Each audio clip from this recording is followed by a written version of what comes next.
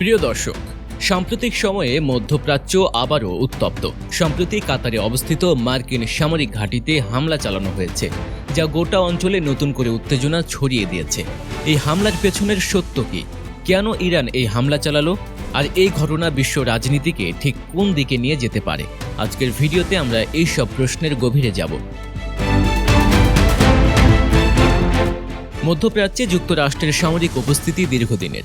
এর একটি অন্যতম গুরুত্বপূর্ণ কেন্দ্র হল কাতারের আল উদেদ বিমান ঘাঁটি। 1996 সালে প্রতিষ্ঠিত এই ঘাঁটিটি শুধু একটি সামরিক স্থাপনা নয়, এটি গোটা অঞ্চলে মার্কিন সামরিক কৌশলের প্রাণকেন্দ্র। কেন যুক্তরাষ্ট্র এই ঘাঁটি তৈরি করেছে? স্নায়ু যুদ্ধের অবসানের পর এবং উপসাগরীয় যুদ্ধের অভিজ্ঞতার আলোকে যুক্তরাষ্ট্র মধ্যপ্রাচ্যে তার কৌশলগত অবস্থান জোরদার করতে চেয়েছিল।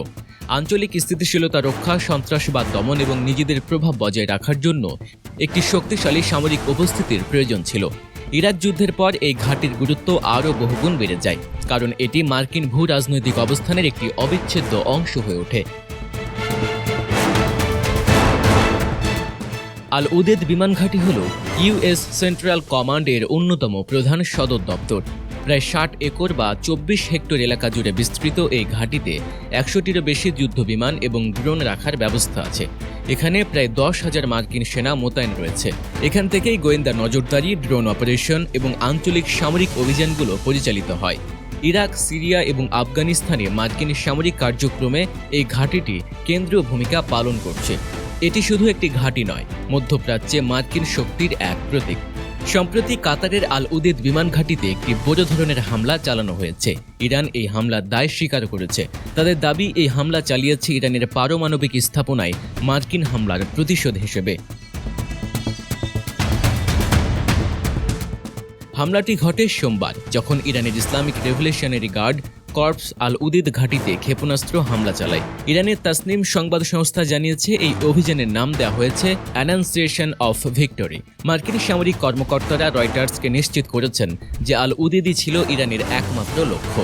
যে রাতে কাতারের রাজধানী দোহার শান্ত আকাশ হঠাৎ কেঁপে উঠেছিল, সেই রাতের দৃশ্যটা এক তীব্র উৎকণ্ঠার। আচমকা আকাশের বুক চিরে দেখা যাচ্ছিল আলোর ঝলকানি, আর তার পরপরই শোনা যাচ্ছিল বিকট সব শব্দ, যা রাতের নিস্তব্ধতা ভেঙে দিচ্ছিল এক ভয়ানক আর্তনাদের মতো। মুহূর্তেই থমকে গিয়েছিল জনজীবন। সবার মনে একটাই প্রশ্ন, এটা কিসের শব্দ, কিসের আলো? আকাশ প্রতিরক্ষা ব্যবস্থার প্রতিরোধের গর্জন, নাকি ছুটে আসা ক্ষেপণাস্ত্রের দুঃস্বপ্ন? কে জানতো এই অনিশ্চয়তার প্রতিটি মুহূর্ত কতটা ভারী ছিল দোহার সাধারণ মানুষের জন্য। তবে ভয়ের সেই ঘোর বেশি স্থায়ী হয়নি। কাতার প্রতিরক্ষা মন্ত্রণালয় দ্রুতই নিশ্চিত করেছে যে তাদের অত্যন্ত সতর্ক ও আধুনিক আকাশ প্রতিরক্ষা ব্যবস্থা ছুটে আসা ক্ষেপণাস্ত্রগুলোকে সফলভাবে প্রতিহত করেছে। প্রতিটি ক্ষেপণাস্ত্র আকাশে ধ্বংস হয়ে গেছে, তার ধ্বংসাবশেষ মাটিতে আঘাত হানতে পারেনি। এই অভাবনীয় সাফল্যের কারণে আল উদেদ বিমান ঘাঁটিতে কোনো রকম ক্ষয়ক্ষতি হয়নি, কোনো মূল্যবান প্রাণহানি ঘটেনি, এমনকি কোনো মার্কিন সেনাও আহত হননি। কাতারের এই দ্রুত এবং সফল প্রতিরোধ ব্যবস্থা সত্যিই ছিল এক অলৌকিক রক্ষা কবচ, যা নিশ্চিত করেছে একটি বড় ধরনের মানবিক ও সামরিক বিপর্যয় এড়ানো গেছে। সে রাতের অন্ধকার ভেদ করে শান্তির আলো আবারও ফিরে এসেছিল দোহার আকাশে।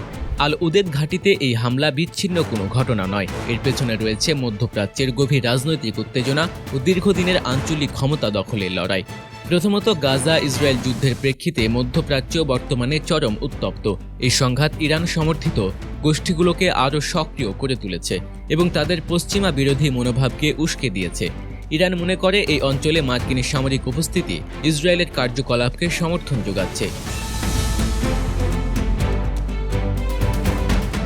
দ্বিতীয়ত, এটি ইরান আমেরিকার মধ্যে চলমান পরোক্ষ যুদ্ধেরই একটি অংশ।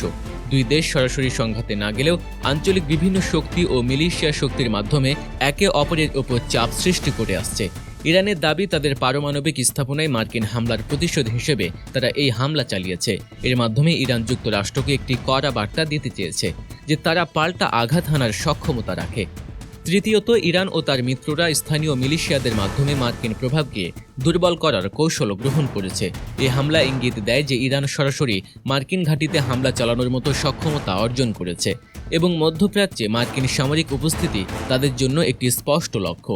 এটি যুক্তরাষ্ট্রের প্রতি একটি হুঁশিয়ারি যে এই অঞ্চলে তাদের উপস্থিতি নিরাপদ নয়। এই হামলার পর এখন সবচেয়ে বড় প্রশ্ন হলো, যুক্তরাষ্ট্র কি সামরিক প্রতিশোধ নেবে? মার্কিন প্রেসিডেন্ট ডোনাল্ড ট্রাম্প হোয়াইট হাউসের সিচুয়েশন রুমে জরুরি বৈঠক করেছেন।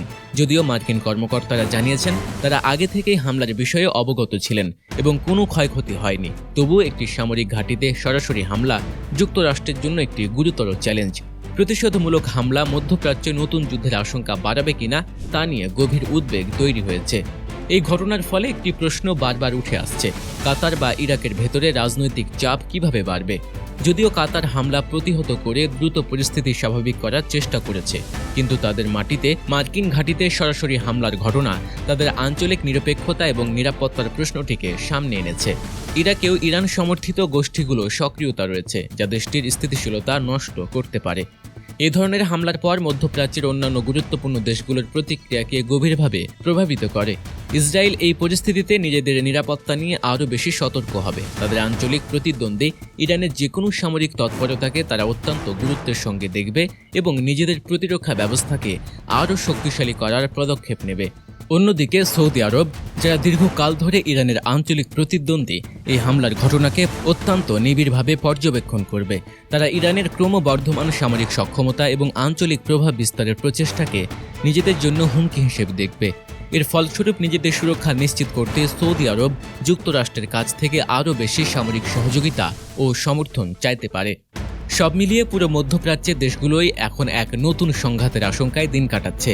এই অঞ্চলে যে কোনো উত্তেজনাপূর্ণ ঘটনা, এমনকি ছোট আকারের হামলাও আঞ্চলিক স্থিতিশীলতাকে মারাত্মকভাবে ক্ষতিগ্রস্ত করতে পারে এবং একটি বৃহত্তর সংঘাতের দিকে ঠেলে দিতে পারে। মধ্যপ্রাচ্যের ভূখণ্ড বরাবরই ক্ষমতার লড়াই, ধর্মীয় বিভেদ, তেলে রাজনীতি আর ভূ রাজনৈতিক নিয়ন্ত্রণের এক দীর্ঘমেয়াদী টানাপোড়েনের শিকার। এই অস্থিরতা যেন সেখানকার পরিচিত এক সুর, যা বারবার অঞ্চলটিকে আগুনের মুখে ঠেলে দেয়। আর এই প্রেক্ষাপটে একটি অত্যন্ত গুরুত্বপূর্ণ প্রশ্ন সামনে আসে: মধ্যপ্রাচ্যে মার্কিন সামরিক ঘাঁটিগুলো কি আসলে শান্তি আনছে নাকি সংঘাতের আগুনকে আরও উস্কে দিচ্ছে? একদিকে যুক্তরাষ্ট্রের সামরিক উপস্থিতি অনেক সময় আঞ্চলিক স্থিতিশীলতা রক্ষা কবচ হিসেবে কাজ করে। এটি নির্দিষ্ট কিছু দেশকে হয়তো আগ্রাসন থেকে রক্ষা করে বা ক্ষমতার ভারসাম্য বজায় রাখতে সাহায্য করে। কিন্তু এর আরেকটি দিকও আছে। এই উপস্থিতি কিছু আঞ্চলিক গোষ্ঠী বা শক্তির কাছে পশ্চিমা প্রভাব বিস্তারের প্রতীক হয়ে দাঁড়ায়। এর ফলে তাদের মধ্যে পশ্চিমা বিরোধী মনোভাব আরও তীব্র হয়, যা প্রায়শই সশস্ত্র সংঘাতের জন্ম দেয়। এই জটিল পরিস্থিতি শুধুমাত্র আঞ্চলিক নয়, বৈশ্বিক পরাশক্তিগুলোর প্রতিদ্বন্দ্বিতাকেও গভীরভাবে প্রভাবিত করছে। এই টানাপোড়েন রাশিয়া, চীন, যুক্তরাজ্যের বিশ্বব্যাপী ক্ষমতার ভারসাম্যকে, মধ্যপ্রাচ্যের যে কোনো অস্থিরতা এই তিন পরাশক্তির মধ্যে প্রভাব বিস্তারের প্রতিযোগিতা আরও তীব্র করে তোলে। রাশিয়া ও চীন উভয়ে এই অঞ্চলে নিজেদের প্রভাব বাড়াতে সচেষ্ট। তারা মার্কিন উপস্থিতির দুর্বলতাকে নিজেদের স্বার্থে কাজে লাগানোর চেষ্টা করে। সাম্প্রতিক হামলাগুলোর মতো ঘটনা বিশ্বজুড়ে ক্ষমতার ভারসাম্যে নতুন মাত্রা যোগ করে এবং পরাশক্তিগুলোর মধ্যে চলমান ছায়াযুদ্ধকে আরও জটিল ও বিপজ্জনক করে তোলে।